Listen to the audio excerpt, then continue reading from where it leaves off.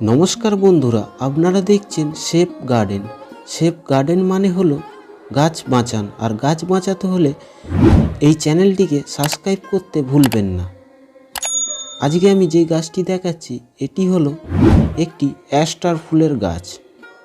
এতে ছোট থেকেই খুব সুন্দর ফুল হয়।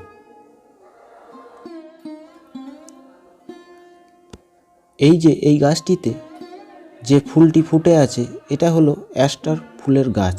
এটা আমার সিম্পল মাটিতে লাগানো আছে। এতে সপ্তাহে একবার করে খোল ভেজানো জল দিতে হয়, আর 10-26-26 সপ্তাহে একবার করে দিতে হয়। আমার কাছে এই ফুলের এখন দুটো কালারেরই ফুল ফুটেছে।